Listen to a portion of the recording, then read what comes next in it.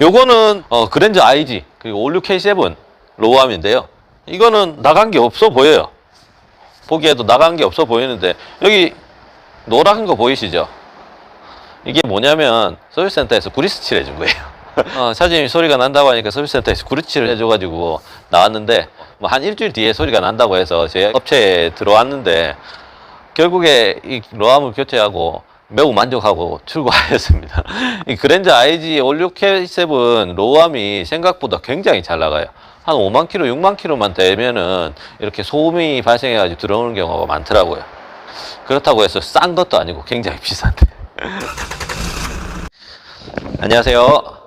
오늘은 현대 기아 차량의 하체 소음에 대해서 한번 알아보도록 하겠습니다. 앞전에 영상을 몇 개 찍었는데 하체 소음에 대해서 유독 질문 댓글이 많으시더라고요. 그래서 궁금증을 조금이라도 해결하고자 이번 영상을 하게 되었습니다. 일단 가장 많이 나는 하체 소음에 대해서는 세 가지 소리가 있어요. 먼저 주행 중에 따닥따닥따닥 뭐 이렇게 나는 소리가 있고요. 방지턱을 넘을 때 찌걱찌걱 하는 소리가 있고, 세 번째는 뿌구덕뿌구덕 하는 소리가 납니다. 자, 첫 번째 또독또독 소리는 어떤 소리냐면 꼭 구슬이 쇠를 이렇게 떡떡떡 했을 때, 그걸 따닥따닥 했을 때 그런 소리가 날 거예요. 그게 대부분 어느 부품에서 나냐면 이런 식으로 볼 조인트라고 하거든요. 이게 밑에는 공같이 생기고 나머지 공을 잡으면서 이렇게 방향을 바꿀 수 있는 이런 부속이 볼 조인트라고 합니다. 이런 부속이 이제 어느 정도 여기에 습기가 들어가고 물이 들어가 버리면 녹이 슬면서 여기에 유격이 생기거든요. 그러면은 이게 왔다 갔다 하면서 자꾸 때리는 역할을 해요. 그럼 또덕또덕또덕 이런 소리가 많이 납니다. 그래서 이런 볼 조인트가 어디에 있는지 한번 살펴볼게요. 이게 스테빌라이저 링크고, 그리고 밑에 보시면 스테빌라이저 링크, 그리고 앞에도 링크들 한번 볼게. 여기 링크.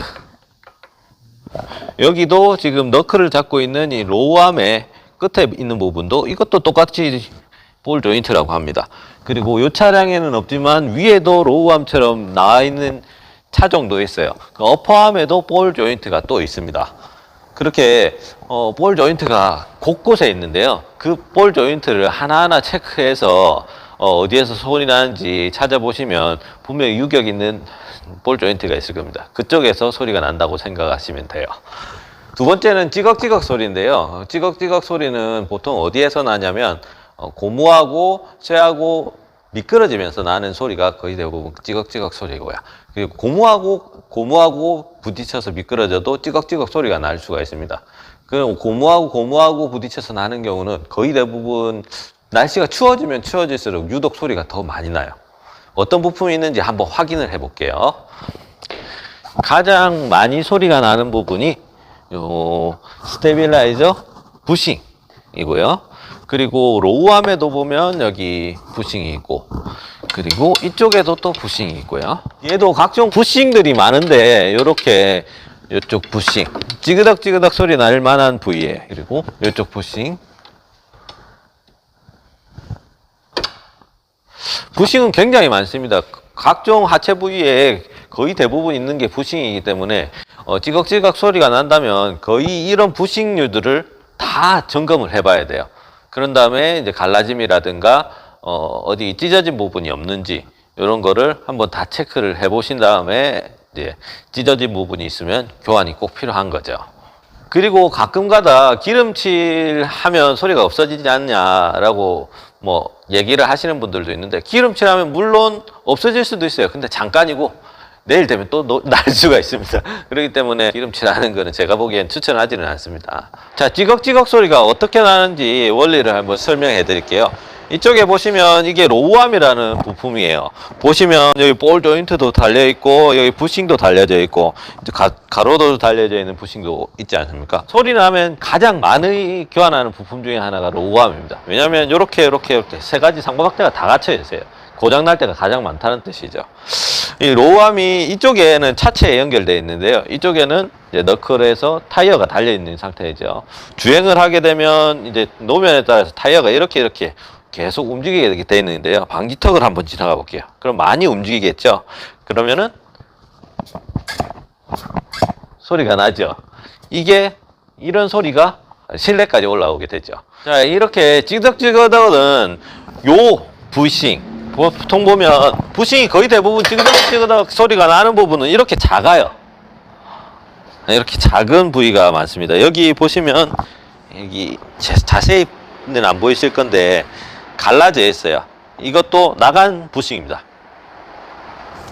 세 번째, 뿌구덕뿌구덕 소리.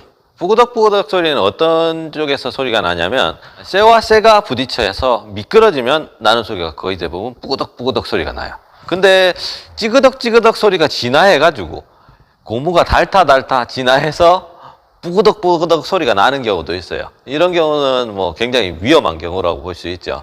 어떤 부위가 나냐면 보통 대부분은 로우암이라든가 각종 볼트가 이제 고정 볼트가 풀려서 나는 경우도 많이 있습니다. 그래서 뿌덕뿌덕 소리가 난다면 밑에 볼트들을 한번 싹 쪼아보고 그런 다음에 이제 다른 진단을 해보는 게 빠를 것 같습니다. 뿌덕뿌덕 소리도 이 부위에서 날 수가 있는데요. 여기 보시면 부싱해 보면 이 부분이 맴매하게 안 돼 있고 이렇게 돌기가 나 있지 않습니까? 장착될 때 강하게 물려서 더 이상 이제 비뚤어지지 말라고 이렇게 돼 있는데요. 이게 헐거워지면 이제 이 부분이 풀려서 이렇게 움직이게 되겠죠. 그러면 쇠와 쇠가 비틀어지면서 뿌거덕뿌거덕 소리가 나는데 그럼 이거 세게 쪼으면 되는 거 아니냐 라고 말씀하시는 경우도 있어요. 근데 여기에 보시면 이 돌기가 문드러지고 이제 평평하게 돼 버려요. 그럼 이거를 세게 쪼은다고 해서 안 비틀어지겠습니까? 비틀어지겠죠. 미끄러지겠죠. 그렇게 되면 세게 쪼았는데도 소리가 날 수가 있기 때문에 그렇게 풀려가지고 소리가 나는 경우는 교환을 해야 되는 게 맞습니다. 자, 이렇게 하체 소음에 대해서 알아봤습니다. 하체 소음을 잡을 때는 운전 중에 어디서 나는지, 앞인지 뒤인지, 운전석인지 조수석인지, 위쪽에서 나는지 아래쪽에서 나는지 이런 거를 전반적으로 들어보면서 잡아야 되기 때문에 영상이나 뭐 문의, 글로 이렇게 어디가 나냐고 물어봤을 때는 솔직히 제가 대답해 드릴 만한 게 거의 없습니다. 그래서 하체 소음에 대해서만큼은 방문하셔가지고 직접 들어봐야 정확한 답변을 드릴 수가 있고요. 이것뿐만 아니라 하체 소음에는 무수히 많은 가능성이 있습니다. 그 때문에 하체 소음 잡는다는 게 이렇게 쉬운 것만은 아니고요.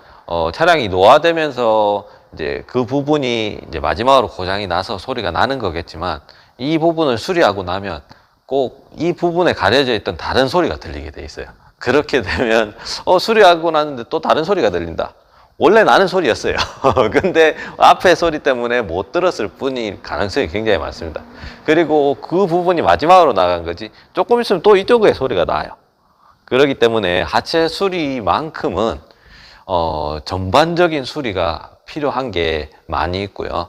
그래서 하체 소음을 잡게 되면 한 부위만 이렇게 수리하시는 것보다 고장이 많이 될 만한 부품들을 함께 수리를 해서 스트레스 받지 마시고 한 번에 이제 제대로 된 정비를 하셔가지고 이제 오래 차를 타는 것을 추천을 해드리겠습니다. 오늘도 영상 봐주셔서 감사합니다. 다음에 더 좋은 영상과 함께 다시 찾아뵙도록 하겠습니다. 감사합니다. 내 차가 알고 싶다에서는 카센터에서 자동차 정비를 받으시면서 호구가 되었던 경험이 있으신 분들이나 평소 내 차 관리나 정비 시 궁금한 점이 있으셨던 분들의 제보를 기다립니다. 그런데 말입니다. 구독과 좋아요, 알림까지 부탁드립니다.